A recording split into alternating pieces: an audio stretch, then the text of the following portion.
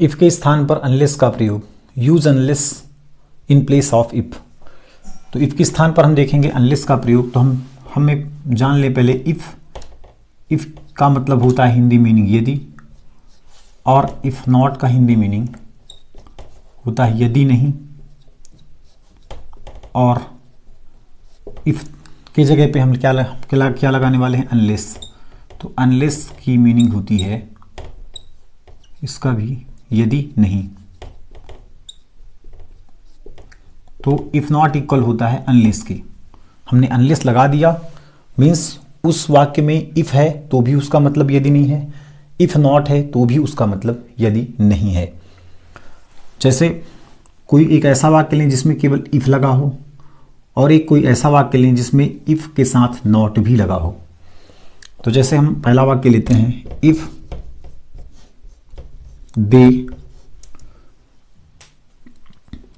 They runs fast they will win the match, ठीक, या they will win the race, ऐसा लिख लो, they will win the race।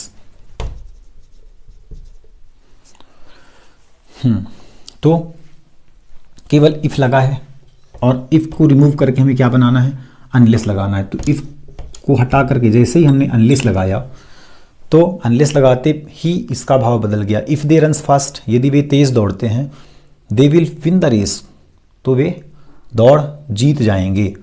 अब unless हमने लगाया तो भाव बदल गया। अनलेस दे रन्स फास्ट, यदि वे तेज नहीं दौड़ते हैं, अनलेस दे रन्स फास्ट, यदि वे तेज नहीं दौड़ते हैं, they will not win the race, they will not win the race. यदि वे तेज नहीं दौड़ते हैं तो क्या होगा, यदि वे तेज नहीं दौड़ते हैं वे दौड़ नहीं जीतेंगे, है ना। तो ऐसे भाव समझ के हमें करना है। और या फिर ऐसे भी लिख सकता था, if they runs fast they will not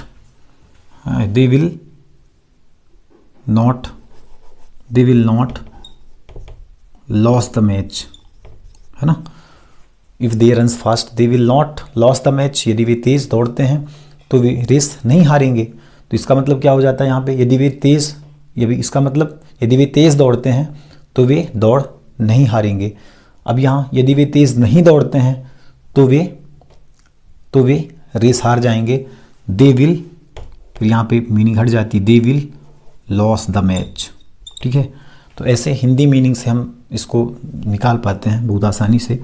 दूसरा है, यदि सहायक क्रिया डू या डज हो तो उसको रिमूव कर देते हैं। जैसे if Ram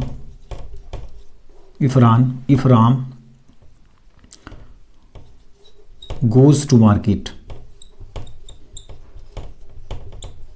if Ram goes to market, यदि राम बाजार जाता है तो, यदि राम बाजार जाता है, if Ram goes to market he will, यदि राम बाजार जाता है तो उसे पैसे मिलेंगे, he will get money. If Ram goes to market he will get money, यदि वह राम बाजार जाता है तो उसे पैसे मिलेंगे। तो अफर्मेटिव है। तो जैसे ही हमने इफ की जगह पे अनलेस लगाया, अनलेस राम, अब क्या हो जाएगा, गोज टू मार्केट, यदि राम बाजार नहीं जाता है तो क्या होगा, he will not get money, उसे पैसे नहीं मिलेंगे, he will not get money, तो उसे पैसे नहीं मिलेंगे। फिर हम देखते हैं यदि डू या डज हो, जैसे इफ यू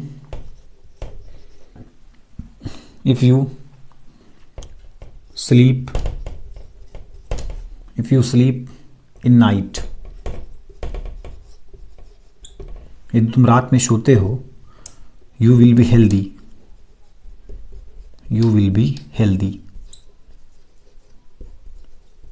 या फिर इसको ऐसे बना लो नॉट वाला, if you don't sleep in night you will not be healthy. ठीक, यदि तुम रात में नहीं सोते हो तो तुम स्वस्थ नहीं रहोगी। तो जैसे ही हम डू या डज वाली सहायक क्रिया, तो इसमें इफ़ के साथ नॉट भी हटेगा, तो इफ़ की जगह पे आ जाएगा अनलेस यू। अब नॉट हटेगा तो हेल्पिंग वर्ब भी हट जाएगी, क्योंकि सिंपल प्रेजेंट टेंस का जो अफर्मेटिव सेंटेंस है ना, उसमें स्ट्रक्चर क्या होता है, पहले सब्जेक्ट आता है, फिर वर्ब का फर्स्ट फॉर्म आता है, फिर ऑब्जेक्ट आता है, फिर अदर वर्ड, है ना। और निगेटिव और इंट्रोगेटिव में क्या होता है, इसमें सहायक क्रिया होती है डू या डज। तो जब निगेटिव से नॉट हटेगा, डू या डज प्लस नॉट लगाते हैं, तो यदि निगेटिव से नॉट हटेगा तो उसकी सहायक क्रिया भी हट जाएगी जब वो अफर्मेटिव में बदलेगी, और वर्ब का फर्स्ट फॉर्म आ जाएगा, उसमें एस या ईएस लगेगा। कब? जब सब्जेक्ट थर्ड पर्सन का सिंगुलर नंबर हो। ठीक, जब सब्जेक्ट थर्ड पर्सन का सिंगुलर नंबर हो, जैसे ही सी इट किसी का नाम हो, तो डू या डज तो हटना ही है, ही सी इट हो या नहीं।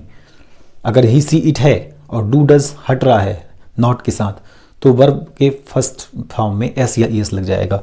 तो यू क्या है, सेकेंड पर्सन है, सेकेंड पर्सन का सिंगुलर नंबर भी है और प्लूरल नंबर भी है, तो इसके साथ सहायक क्रिया के साथ हेल्पिंग वर्ब के साथ एस या एस नहीं लगेगा। तो अनलेस यू स्लीप होगा। ठीक, unless you sleep in night, यदि तुम रात में नहीं सोते हो तो क्या होगा, you will not be healthy. तो दूसरा सेंटेंस वही हो जाएगा, you will not be healthy. ठीक, तो ऐसे मीनिंग, हिंदी मीनिंग समझ करके हम बहुत आसानी से इफ़ की प्लेस पे अनलेस लगा सकते हैं। यदि हमें टेंस का ज्ञान अच्छे से है तो फिर ये भी बहुत आसानी से कर पाएंगे। इसको कुछ और एग्जाम्पल से समझते हैं। इफ़ ही रन्स फास्ट, यदि वह तेज दौड़ता है, he will not loss the race, तो वह दौड़ नहीं हारेगा। ठीक, तो जाहिर सी बात है कि यदि वह तेज दौड़ता है तो वह दौड़ नहीं हारेगा। तो इफ़ के स्थान पर हमें क्या करना है, अनलेस लगाना है। तो अनलेस लगाते ही मीनिंग बदल जाएगी। अभी मीनिंग क्या है, इफ़ ही रन्स फास्ट, यदि वह तेज दौड़ता है। जब हमने इसको लगा दिया, अनलेस हमने लगाया जब, तो अनलेस लगाया इफ़ के स्थान पर, अब इफ़ यहाँ से क्या हो जाएगा, रिमूव हो जाएगा। तो अनलेस ही रन्स फास्ट, अब इसकी मीनिंग क्या हो गई, यहाँ पर मीनिंग थी इफ़ ही रन्स फास्ट, यदि वह तेज दौड़ता है। अब यहाँ पर यदि वह तेज नहीं दौड़ता है, तो बताओ यदि वह तेज नहीं दौड़ेगा तो क्या होगा, he will not loss the race, यदि वह तेज नहीं दौड़ेगा तो वह दौड़ नहीं जीतेगा। ठीक है, he will not loss the race, तो वह दौड़ नहीं जीतेगा, मीन्स वह दौड़ हार जाएगा। तो he will loss the race हो जाएगा, होएगा ना। ठीक, यदि वह तेज नहीं दौड़ता है तो he will loss the race, तो वह दौड़ हार जाएगा। तो इस प्रकार से यदि हमें इसकी हिंदी मीनिंग यदि आती है अच्छे से, तो हम इसको बहुत अच्छे से प्रयोग कर सकते हैं इसका। ठीक है, जैसे if he runs fast he will not loss the race, यदि वह तेज दौड़ता है तो वह दौड़ नहीं हारेगा। यदि वह तेज नहीं दौड़ता है तो वह रेस हार जाएगा।